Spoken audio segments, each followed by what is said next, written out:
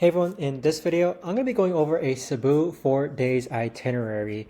And so if you're looking to travel for Cebu or to Cebu but only have a limited amount of time, then let's go and get started with this video to kind of showcase how to make the most out of your 4 days. And so with that being said, Cebu 4 days itinerary. Now, first what you're going to do here, so if you zoom in, is day one, you're going to arrive and do a city tour. So arrive in Cebu and check into a hotel. Now visit Magellan's Cross, just because it's a popular landmark here in Cebu. Next, you can explore the Basilica del Santo Niño, again, another popular landmark here in Cebu. Next, you can visit Fort San Pedro. And so with that, all of these are within driving distance for each other, and sometimes there are actual tours that can take you to all these places in one day. Lastly, you would want to enjoy a dinner at a local restaurant. A lot of popular places to eat in Cebu, but likewise, if you are going here on a weekend, I personally would actually recommend you to actually try out some of their street market food, just because number one, you'll have a variety of foods to actually choose from, and number two, the food at the street markets are actually really cheap. So normally they're only open on the weekends, but let's go ahead and move on to day two. Here you're going to travel to Barian for Kawasan Falls. So this is going to be a couple hours as far as the drive goes, but Kawasan Falls is basically a popular destination for tourists just because of the beautiful waters and the activities that you can do.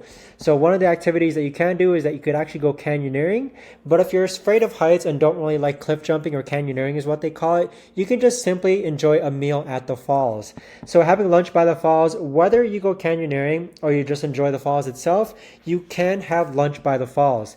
Afterwards, you would return to Cebu City, and then same thing as far as the ending of day one goes. If you are traveling on a weekend, you can either go to the street market, which is a very popular place to try out a variety of foods, or you can actually just go ahead and have dinner at, let's say, a Korean barbecue there is also extremely cheap, so maybe you want to try that. But yeah, relax in the evening. But moving on to day three. Now, day three is when you travel to Mactan Island and have a beach day. So rather than the city aspect, here we're going to have a beach day. So while going to Mactan Island, you can go to Lapu-Lapu Shrine, which is a popular landmark, relax at the Mactan Island Beach Resort. You can still enjoy a variety of different water activities that you weren't able to do at Kawasan Falls. So activities like snorkeling and jet skiing can be done considerably cheaper. And then dinner by the beach, okay? I know in some places being able to have a nice dinner by the beach is very expensive, but because there's so much beach space here in Mactan Island, you can just have dinner by the beach for an affordable price. Now moving on to day four. Day four, you would have to start early, okay? So driving to where the whale sharks are. That's going to be a couple hours going to Oslo. So day four is basically just you going to be whale shark watching. And departure. So you could also explore Tumulak Falls, and if you have the time near Oslo, there is still a sardine experience. You'd have to look it up yourselves. I didn't actually input it here, but you can squeeze it all in one day. It's just going to be packed, and you are going to have to wake up early. But after you explore Tumulak Falls, you're just going to return for Cebu for any last minute souvenir shopping and departure in the evening.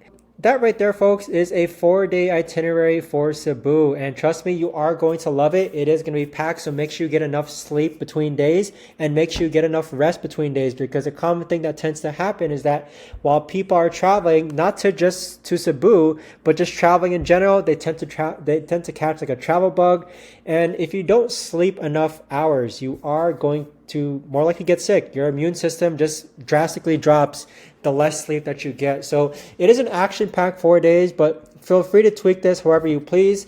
I'm going to zoom out just so you can kind of get a good glimpse of how all these days are going to fall upon. Day one, city tour. Day two, Kawasan Falls. Day three, Mactan Island and beach day.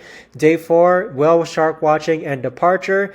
But yeah, that is the 4-day Cebu itinerary. Some tours are going to be linked down below in the description in case you do want to book some tours.